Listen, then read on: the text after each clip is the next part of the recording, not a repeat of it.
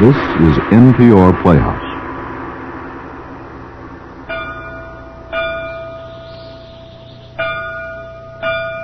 A Canticle for Leibowitz.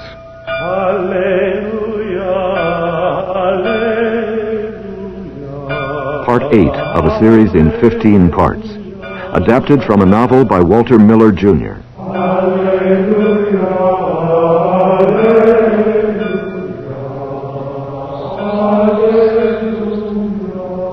A Canticle for Leibowitz.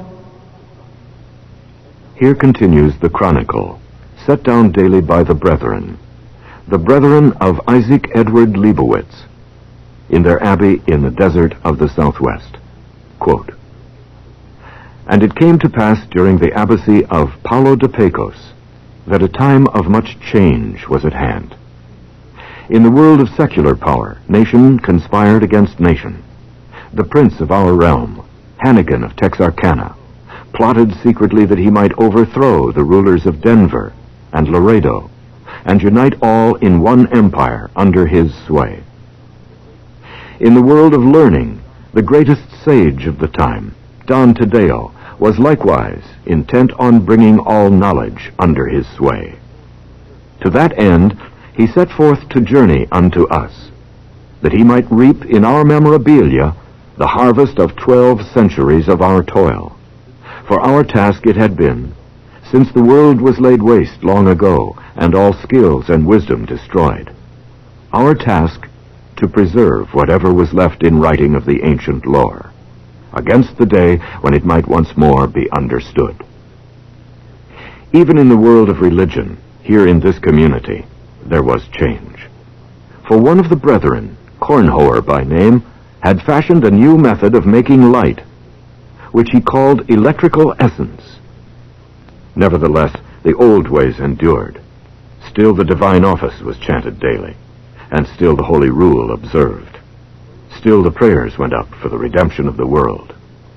And still, daily, a prayer more ancient yet went up in the desert nearby, from the lips of a hermit, Benjamin Eliezer, a Jew great in years, who prayed ever for the redemption of Israel. And there was between this hermit and our Lord Abbot, Paulo de Pecos, an abiding friendship." Unquote.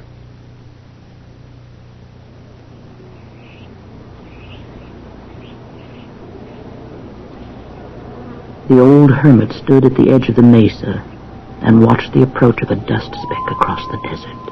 Could it be? He muttered words and chuckled softly into the wind. His withered hide was burned the color of old leather by the sun, and his brushy beard was stained yellow about the chin. He wore a basket hat and a loincloth of rough homespun that resembled burlap. His only clothing except for sandals and a goatskin water bag. Oh! Suddenly, he went down the arroyo like a cat with 3 legs, using his staff, bounding from stone to stone and sliding most of the way. The dust from his rapid descent plumed high on the wind and wandered away. At the foot of the mesa, he settled down to wait. Soon a pony appeared from around the bend. The hermit blinked angrily. Ah! It's not him! Recognition dawned. So, it's you, Paulo. I thought you'd be dead by now. What are you doing out here? I brought back your prodigal, Benjamin. And I thought I'd pay you a visit. The animal belongs to the poet. He won it fairly in a game of chance, although he cheated miserably. Take it back to him and let me counsel you against meddling in worldly swindles that don't concern your good day. Benjamin, are you really going back up that hill without even saying a hello for an old friend? Hello. You needn't look so hurt. It's been 5 years since you troubled to come this way, old friend. No, Benjamin, I would have come. I have not been free. Well, Paulo, since you're here...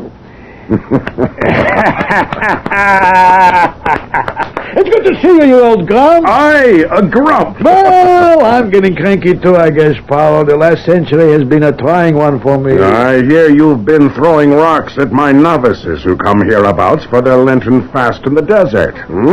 Can this be true? Only pebbles. Miserable old pretzel. Now, Paulo. One of them mistook me for a distant relative of mine, named Leibowitz. He thought I'd been sent to deliver him a message. Or some of your other scalawags thought so. I don't want it to happen again, so I throw pebbles on him sometimes. Mistook you for whom? Saint Leibowitz? Now, Benjamin, you're going too far. Mistook me for a distant relative of mine, named Leibowitz, so I throw pebbles at them. Saint Leibowitz has been dead a dozen centuries. How could you... Oh, now, Benjamin, don't start that tail wagging again. You haven't lived 12 centuries. Nonsense. I didn't say it happened 12 centuries ago. It was only 6 centuries ago, long after your saint was dead. That's why it was so preposterous. Of course, your novices were more devout in those days and more credulous.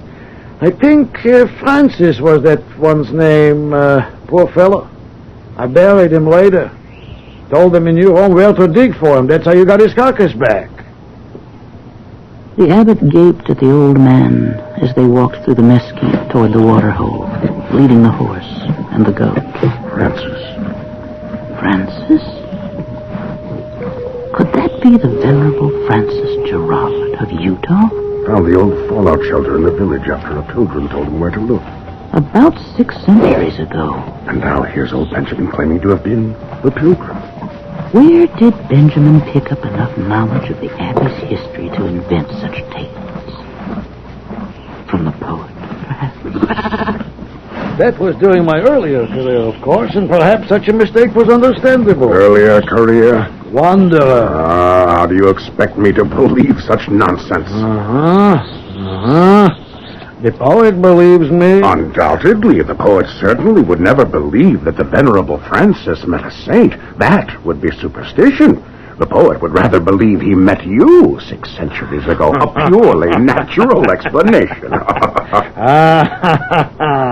Abbot Paulo watched as Benjamin lowered a leaky cup into the well, emptied it into his water skin, and lowered it again for more. The water was cloudy and alive with creeping uncertainties, as was the old Jew's stream of memory. Or was his memory uncertain? Playing games with us all? Except for his delusion of being older than Methuselah, old Benjamin seemed sane enough. Want a drink? Thank you. Paulo accepted the cup. Must not offend. He drained the murky liquid at a gulp. Not very particular, are you? Wouldn't touch it myself. I collect it for the animals.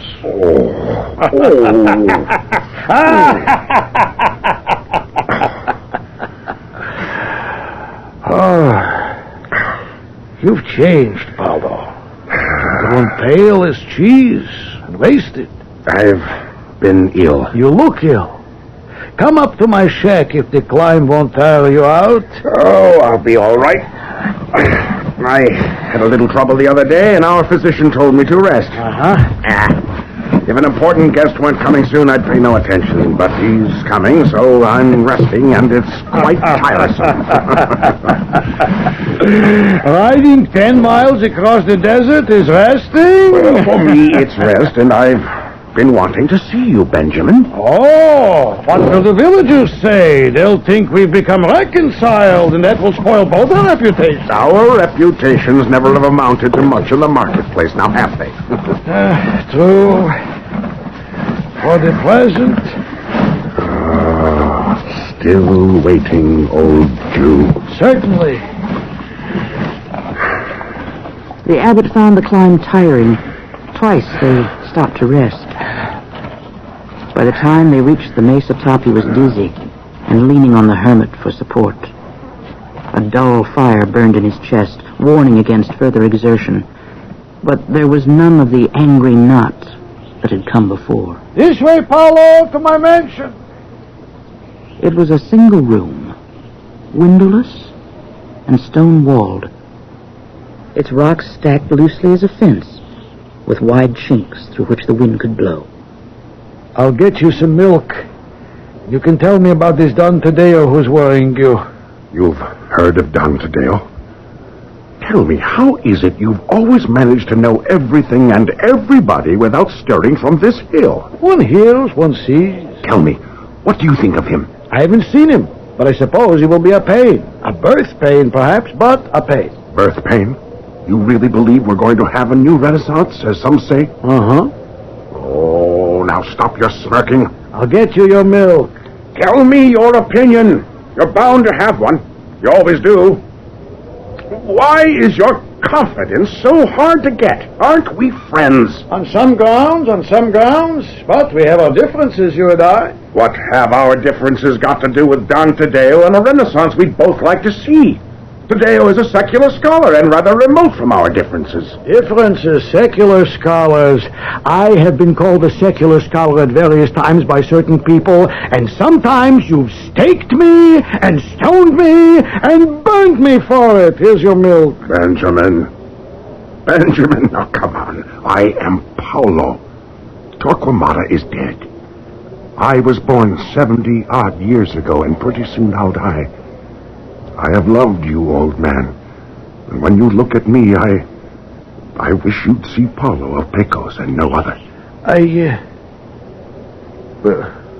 Sometimes, I forget.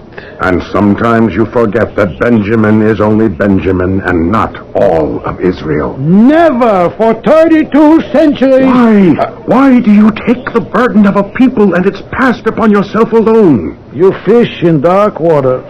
Forgive me. The burden, it was pressed upon me by others. Should I refuse to take it? Drink your milk. Paulo drank. For a time there was no sound in the shanty but the sound of the wind. There was a touch of divinity in this madness, Paulo thought. The Jewish community was thinly scattered in these times. Benjamin had perhaps outlived his children or somehow become an outcast. Such an old Israelite might wander for years without encountering others of his people. Perhaps in his loneliness, he'd acquired the silent conviction that he was the last, the one, the only. And being the last, he ceased to be Benjamin, became Israel, and upon his heart had settled the history of 5,000 years, no longer remote, but become as the history of his own lifetime. And the last old Hebrew sat alone on a mountain and did penance for Israel and waited for a Messiah. God bless you for a brave fool. Even a wise fool. Uh-huh. Wise fool. But you always did specialize in paradox and mystery, didn't you, Paulo? If a thing can't be a contradiction to itself, then it doesn't even interest you, does it? You have to find threeness in unity, life in death, wisdom in folly. Otherwise, it might make too much common sense. To sense the responsibility is wisdom, Benjamin. To think you can carry it alone is folly. Not madness. Oh. A little, perhaps, but a brave madness. Then I'll tell you a small secret. I've known all along I can't carry it, ever since he called me forth again. But are we talking about the same thing? You would call it a burden of being chosen. I would call it a burden of original guilt. In either case, the implied responsibility is the same. Although we might tell different versions of it and disagree violently in words about what we mean in words by something that isn't really meant in words at all, since it's something that's meant in the dead silence of a heart. Well, I'm glad to hear you admit it finally, even if all you say is that you've never really said anything. Stop tackling, you reprobate. But you've always used words so wordily in crafty defense of your Trinity. Although he never needed such defense before you got him from me as a unity, eh? Oh, Benjamin, you are... There, I made you want to argue for once. But never mind. I use quite a few words myself, and I'm never quite sure he and I mean the same thing either. I suppose you can't be blamed. It must be more confusing with three than with one. Oh, you blasphemous old cactus.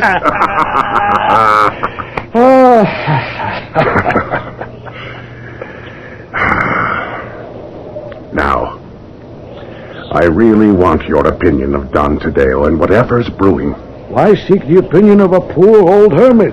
Because Benjamin Eleazar Bar Joshua, if all these years of waiting for one who isn't coming haven't taught you wisdom, at least they've made you shrewd. Insult me, rail at me, bait me, persecute me, but do you know what I'll say? You'll say, aha. No, I'll say he's already here. I caught a glimpse of him once. What? Who are you talking about? Don Taddeo? No. Moreover, I do not care to prophesy unless you tell me what's really bothering you, Paulo. Well, it all started with Brother Cornhower's lamp. Lamp? Oh, yes, the poet mentioned it. He thought it wouldn't work. The poet was wrong. It worked. It worked then. Splendid.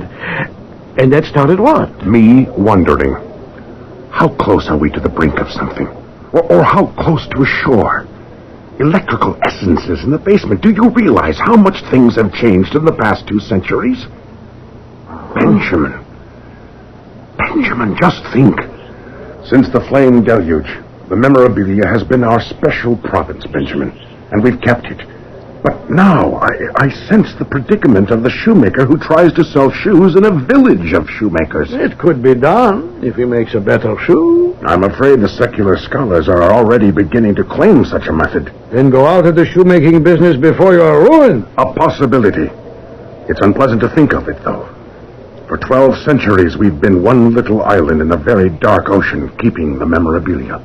We've always been booklickers and memorizers, and it's hard to think the job's soon to be finished, soon to become unnecessary. I can't believe that somehow. So you try to best the other shoemakers by building strange contraptions in your basement? I must admit it looks that way. What will you do next to keep ahead of the seculars? Build a flying machine? Or revive the machina analytica? Or perhaps step over their heads and resort to metaphysics? You shame me, old Jew. You know we are monks first, and such things are for others to do. I wasn't shaming you. I see nothing inconsistent in monks building a flying machine, although it would be more like them to build a praying machine. Ah, wretch. I do my order a disservice by sharing a confidence with you. I have no sympathy for you. The books you stored away may be hoary with age, but they were written by children of the world, and they will be taken from you by children of the world, and you had no business meddling with them in the first place. Ah, now you care to prophesy. Not at all. Soon the sun will set. Is that prophecy? No, it's merely an assertion of faith in the consistency of events. The children of the world are consistent too. So I say they will soak up everything you can offer, take your job away from you, and then denounce you as a decrepit wreck. Finally, they'll ignore you entirely. It's your own fault. The book I gave you should have been enough for you. Now you'll just have to take the consequences for your meddling. But pay me no mind. I'll not venture to soothsay before I've seen this contraption of yours, or taken a look at this Don Taddeo, who begins to interest me, by the way. Wait until I've examined the entrails of the new era in better detail if you expect advice from me. Well, you won't see the lamp, because you never come to the Abbey. It's your abominable cooking I object to. And you won't see Don Taddeo, because he comes from the other direction. If you wait to examine the entrails of an era until after it's born, it's too late to prophesy its birth. Nonsense. Probing the womb of the future is bad for the child. I shall wait, and then I shall prophesy that it was born and that it wasn't what I'm waiting for. Oh, what a cheerful outlook. So what are you looking for? Someone who shouted at me once. Shouted? Come forth! Oh, what rot. To tell you the truth, I don't much expect him to come. But I was told to wait, and I wait. Paulo, bring this Don Taddeo past the foot of the mesa. Accoster of pilgrims, molester of novices. I shall send you the poet. Then may he descend upon you and rest forever. Bring the Don past your lair? What an outrage. Very well. Forget I asked. Well, let's hope this Don will be on our side and not with the others this time. Others, Benjamin? Manasseh, Cyrus, Nebuchadnezzar, Pharaoh, Caesar, our own King Hannigan. Need I go on? Samuel warned us against them, then gave us one. When they have a few wise men chained nearby to counsel them, they become more dangerous than ever. That's all the advice I'll give you. Well, Benjamin, I've had enough of you now to last me another 5 years. So... Insult me, rail at me, bait me! Oh, stop it. I'm leaving, old man. It's late. So? And how is the ecclesiastical belly fixed for the night? My stomach. Huh? It's a mess, of course. How else would it be after listening to you? True. El Shaddai is merciful, but he is also just. Godspeed, old man. After Brother Cornhower reinvents the flying machine, I'll send up some novices to drop some rocks on you. They embraced affectionately. Oh, God with you, God. The old Jew led him to the edge of the mesa. Benjamin stood wrapped in a prayer shawl, its fine fabric contrasting with the rough burlap of his loincloth, while the abbot climbed down to the trail and rode back toward the Abbey. Paulo could still see him standing there at sundown, his spindly figure silhouetted against the twilight sky. Be mindful, O Lord, of all thy servants, and may he fondly win the poet's glass eye at Mumley Peg. Amen.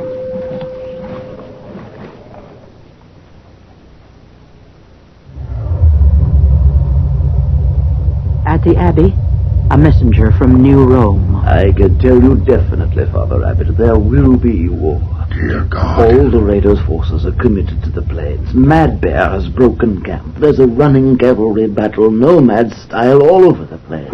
But the state of Chihuahua is threatening Laredo from the south.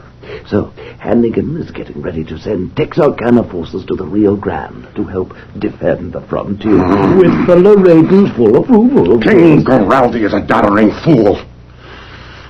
Wasn't he warned against Hannigan's treachery? The Vatican diplomatic service always respects state secrets if we happen to learn them. Lest we be accused of espionage, we're always careful of Was he warned? Well, of course. Garaldi said the papal legate was lying to him. The idiot even told Hannigan about the legate's warning. Dear God. So, Hannigan did what? Monsignor Paulo is under arrest. Hannigan ordered his diplomatic files seized. There's talk in New Rome of placing the whole realm of Texarkana under interdict. So, now Marcus Apollo. And what of Don Taddeo? Hannigan looks out for his own. I don't know how, but I'm sure that Don will get here. But I must point out, this region may be in danger of being overrun in the not-too-distant future. Steps should be taken to secure the Abbey within the next few months. Now, I have instructions to discuss with you the problem of keeping the memorabilia safe. We kept the barbarians outside our walls for 1,000 years. This Abbey has been under siege 3 times. We'll keep the books safe. We've kept them that way for quite some time. But there is an added hazard these days, my lord. And what may that be? A bountiful supply of gunpowder and grape shot.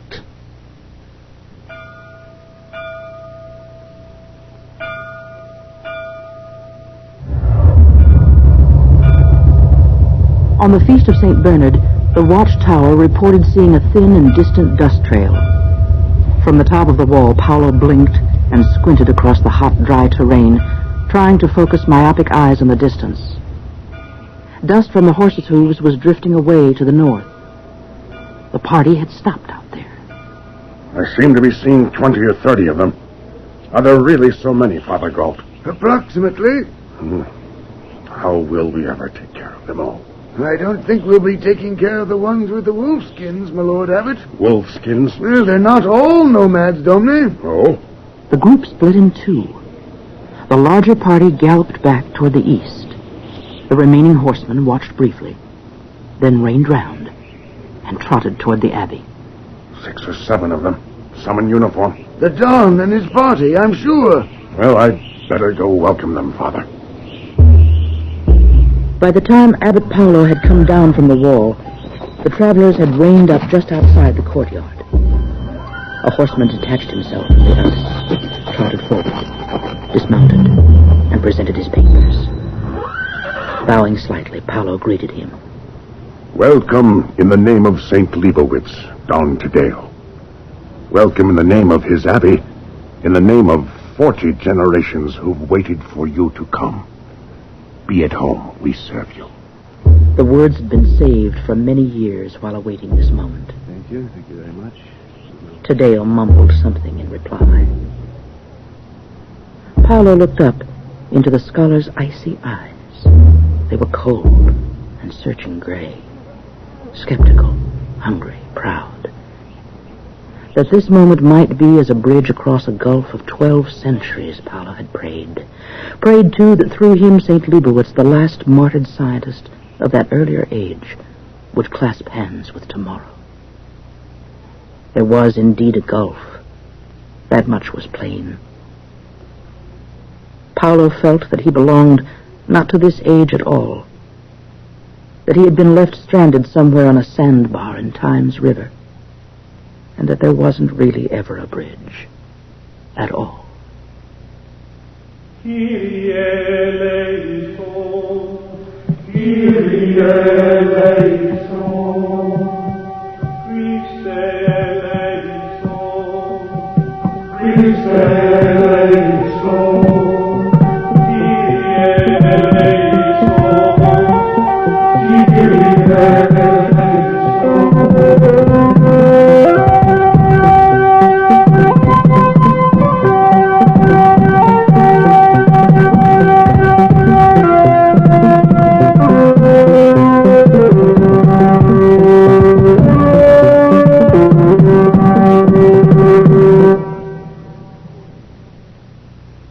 A Canticle for Leibowitz, Part 8 of a series in 15 parts. Adapted from a novel by Walter Miller, Jr. Fred Coffin plays Abbot Paulo. Merwin Goldsmith was Benjamin. Russell Horton was Prior Galt and the Messenger. Narration by Carol Cowan. Adaptation by John Reeves. Music by Greg Fish and Bob Budney and the Edgewood College Chant Group. Special effects, Vic Marsh. Engineering and mixing, Marv Nunn. The program was directed by Carl Schmidt. A Canticle for Leibowitz is produced by Marv Nunn and Carl Schmidt for WHA and NPR, with funds from the Corporation for Public Broadcasting and the National Endowment for the Arts.